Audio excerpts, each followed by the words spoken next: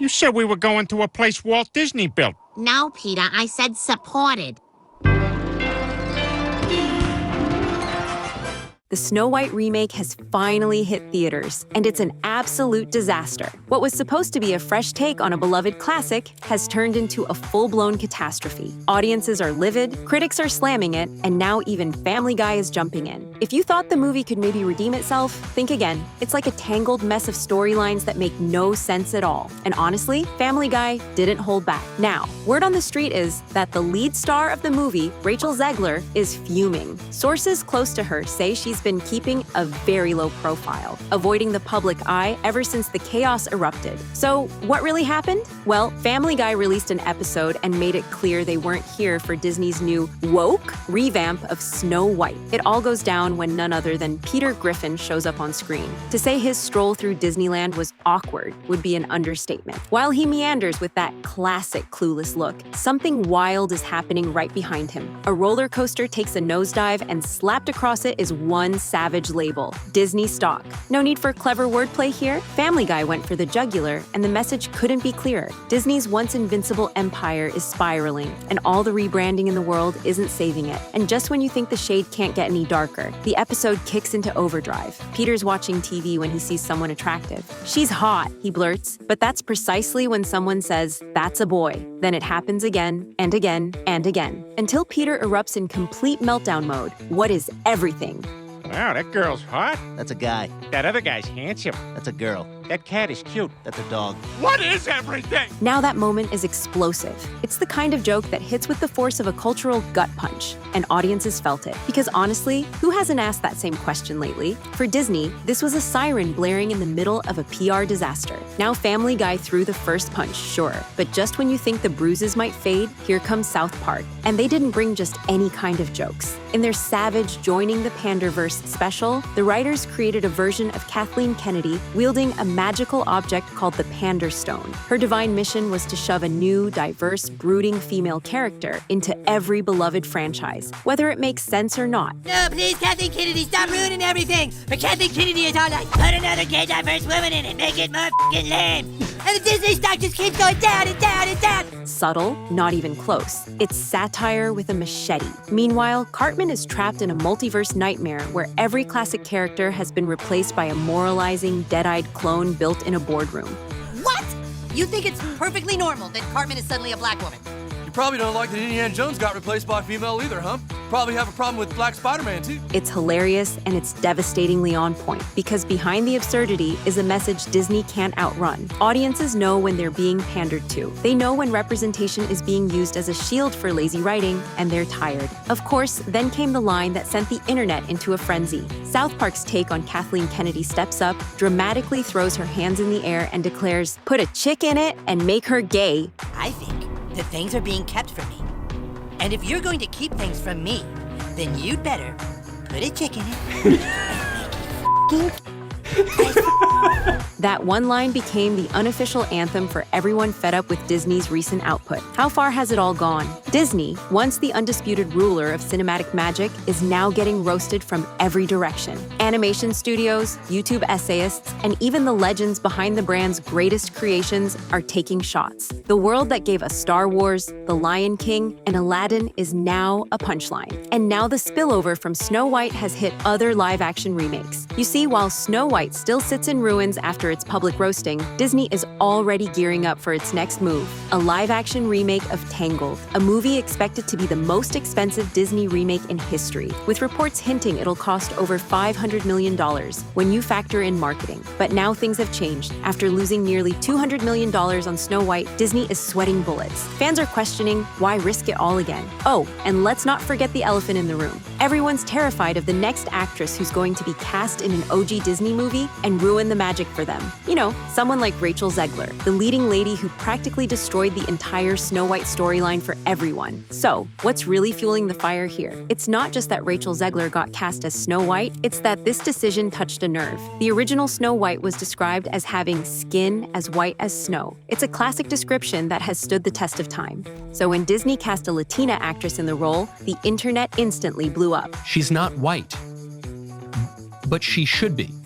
Snow White needs to be white. Critics weren't shy. They slammed the decision, arguing that if you're going to remake a timeless classic, at least respect the source material. And Rachel, well, she took to TikTok, defending herself with all the passion she could muster. She doubled down on the importance of modern representation and the need for Hollywood to evolve. But that wasn't where the real storm started. The issue wasn't just the casting itself, it was the way Rachel handled it. Instead of just standing her ground, she turned the heat up and started attacking the original Snow White, calling it weird, outdated, and even hinting that the prince was some kind of red flag. And that's where a lot of fans lost it. If you're stepping into a beloved role, at least show some respect for the legacy. You don't have to worship the original, but acknowledging its significance is something people expect. And by tearing it down publicly, Rachel put herself in the firing line for even more backlash. But it didn't stop there. Soon, everything became a whole lot more messy when Rachel decided to bring in her personal politics amidst the Snow White controversy. The actress, along with a handful of other Hollywood stars, publicly expressed her support in the Middle East conflict. She even signed a letter calling for a ceasefire. While that alone might not have been a huge deal, it became a powder keg when you add in the fact that Gal Gadot, her co-star, is on the opposite side of the conflict. At this point, Rachel wasn't trending for her talent. She was trending for the chaos. It didn't matter how glossy the trailer looked or how many times Disney hit reset on the PR machine. The damage was done. Then came the final gut punch, the box office. Snow White was supposed to be a tentpole, a billion-dollar bet. Instead, it flopped hard. With a budget ballooning between $240 to $270 million, the film barely clawed its way to $184 million worldwide. Even the most optimistic spin couldn't hide the fact it tanked. Right there, right there. Zoom in right there. Zoom in right there. That's it. 163,000 rating, of which it got 1.6, not out of 5.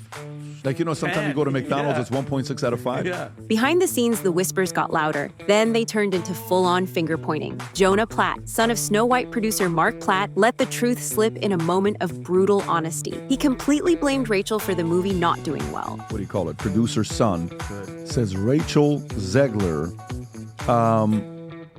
hurt the film's box office with her actions in since-deleted comment. This is the exchange. Why? Because the audience didn't just reject the movie, they rejected the feeling around it. So now, as one fairy tale crashes, another kingdom waits in silence. Which brings us to the next cartoon empire that hasn't spoken yet, The Simpsons, aka the ultimate satirical heavyweight. For over 30 years, The Simpsons have roasted every president, every celebrity scandal, every awkward pop culture moment. And now they're throwing jabs at the fairy tale everybody's come to hate. In their latest episode, they introduced a fake movie titled Snow White, and it's everything you could have hoped for. In their parody, Rachel's Snow White is portrayed as a smug, self-righteous reimagining of the classic. It gets worse when the story of Snow White kicks off in the Simpson episode and she's anything but the kind and loving character we know her to be. She's apparently cooking her animals and ordering them to practically end their own lives. Now, Turtle, I'll need you to get in the soup.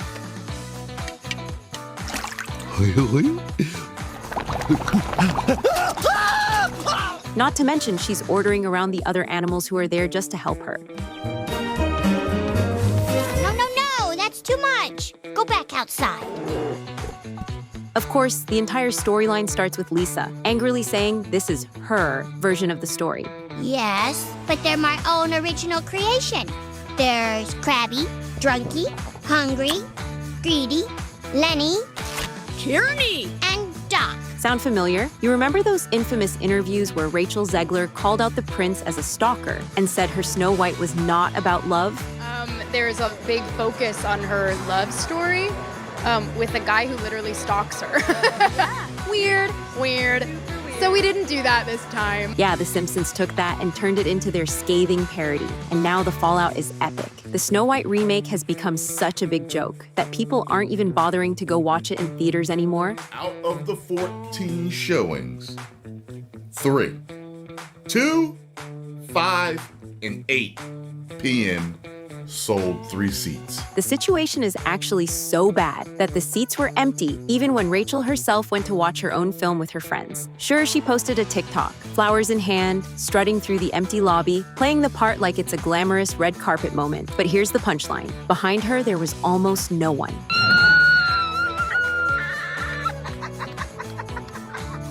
Sure, it's easy to laugh, but this moment just showed how deep and uncomfortable the disconnect had become. Disney had hyped Snow White as the next big thing, but when the spotlight was on, there was nothing to show for it. And maybe that disconnect wasn't just with the audience, but with the star herself. Because in a jaw-dropping, resurface that clip now moment from an old Entertainment Weekly interview, Rachel Zegler confessed something that sent shockwaves through Disney fans. She was terrified of Snow White as a kid. Yep, the OG animated classic, it haunted her. She avoided watching it for over a decade. Not because she was too busy, but because it legit freaked her out. And when did she finally sit down to rewatch it? Only when she was cast to become the next Snow White. By this point, it didn't matter what Zegler said. The Snow White remake had become a magnet for controversy, and Zegler was smack in the middle of it. And you know what didn't help? When Disney waved its wand and added a little something they like to call modern magic. Disney, in all its billion-dollar brainstorming, decided to reimagine the beloved dwarfs without actually casting actors with dwarfism. And let's just say that inclusive glow-up, it backfired hard. On a 2022 episode of WTF with Mark Maron, Peter Dinklage lit Disney up like a dragon. He didn't mince words and called it selective progressiveness. Like, sure, you're patting yourselves on the back for breaking racial casting barriers, but you're still dragging along an outdated portrayal of dwarf characters? Dinklage was fuming, and he wasn't alone. Wrestler and actor Dylan Postal also slammed the studio. His frustration was that Disney wasn't just missing the point, they were taking roles that rightfully belonged to actors with dwarfism and turning them into, what exactly? Vaguely mythical forest creatures? About the stereotype. Right. This is about roles that were made for people such of my stature that don't have the chance to go out for other roles normally. Fans were torn. Some cheered Dinklage and Postal on. Finally, someone was speaking up about Hollywood's blind spots. Others fired back, arguing that Snow White is a fairy tale, not a TED Talk. But underneath all the hot takes and hashtags, one thing was clear. Disney had stirred a hornet's nest, and the stings just kept coming. You could practically hear Disney's PR freaking out as they rushed out a carefully worded statement. They assured fans that they were consulting with members of the dwarfism community and would be taking a different approach to avoid tired old stereotypes, classic damage control, but what exactly did that mean? Soon came the behind-the-scenes pictures that changed everything. In 2023, the Daily Mail dropped a bombshell, on-set photos from the Snow White set, but instead of 7 familiar little companions, the pics showed a random-looking crew, a diverse group of actors, tall and short, of various races, only one of whom had dwarfism. Disney fans immediately pounced, mocking the film for what they saw as Disney's desperate dive into woke territory. The right called it a parody of itself, claiming the Mouse House had officially lost the plot, and even some progressive voices were side-eyeing the photos, wondering how this move respected anyone's legacy. But hold up, that wasn't even the entire picture. Turns out these men were just stand-ins, and not the final characters at all. It was leaked that Disney planned to go full CGI for the dwarfs. The CGI they had to create very quickly after they jettisoned the hobos in the photographs that the Daily Mail leaked. But it's been more than a year at this point. Is that really the best they could do? What began as a princess hesitant to embrace her own fairy tale had spiraled into a full-blown cultural reckoning. And everyone, from Hollywood to the internet to primetime cartoons, is staring into it, asking the same thing. What are we really seeing?